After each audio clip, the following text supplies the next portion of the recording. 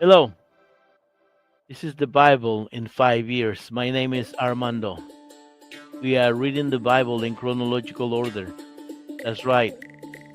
And this project is not for Christians, it's for those who have not read the Bible. They don't know what the Bible says, they're not familiar with the Bible. And that's why we're reading the Bible to them. 10 minutes or less. These videos or audios are 10 minutes or less. 45 YouTube and Facebook. Check the links below. Like and subscribe. I'm going to stop the music, change the music so we can do a reading of today. Day 220 is a continuation of what we read yesterday because it was too long. I cut it in two, and it's the continuation of ceremonially clean and unclean animals. Leviticus chapter 11, from verse 26 up to 47. Any animal that has divided but unsplit hooves, or that does not chew the cud, is unclean for you.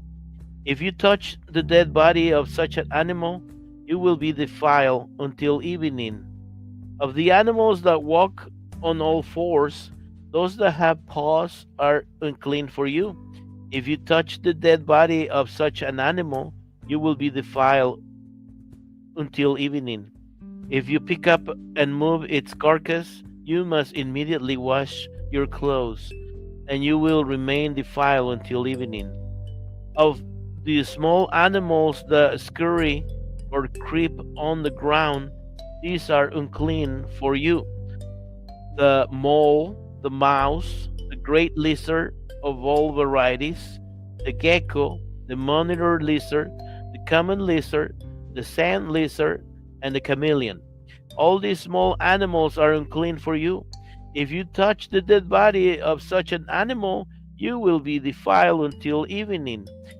If such an animal dies and falls on something, that object, whatever its use, will be unclean. This is true whether the object is made of wood, cloth, leather, or sackcloth. It must be put into water, and it will remain defiled until evening. After that, it will be ceremonially clean and may be used again. If such an animal dies and falls into a clay pot, everything in the pot will be defiled, and the pot must be smashed. If the water used to cleanse and clean objects touches any food, all of the food will be defiled, and any beverage that is in such an unclean container will be defiled.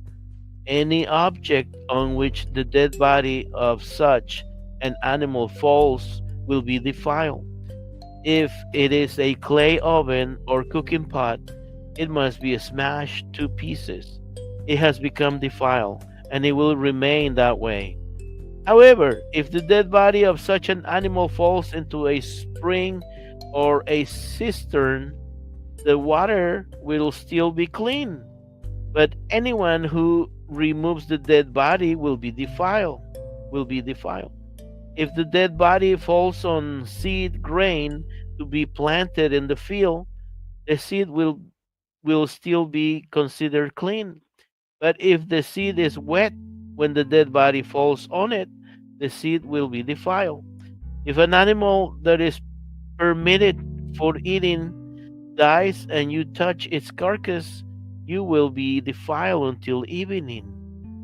If you eat any of its meat or carry away its carcass, you must wash your clothes. Then you will remain defiled until evening. Consider detestable any animal that scurries along the ground. Such animals may never be eaten. This includes all animals that slither along on their bellies, as well as those with 4 legs and those with many feet. All such animals are to be considered detestable. Never defile yourselves by touching such animals. After all, I, the Lord, I am your God. You must be holy because I am holy. So do not defile yourselves by touching any of these animals that scurry along the ground. If the Lord, oh no, sorry, the ground. I, The Lord, am the one who brought you up from the land of Egypt to be your God. You must therefore be holy, because I am holy.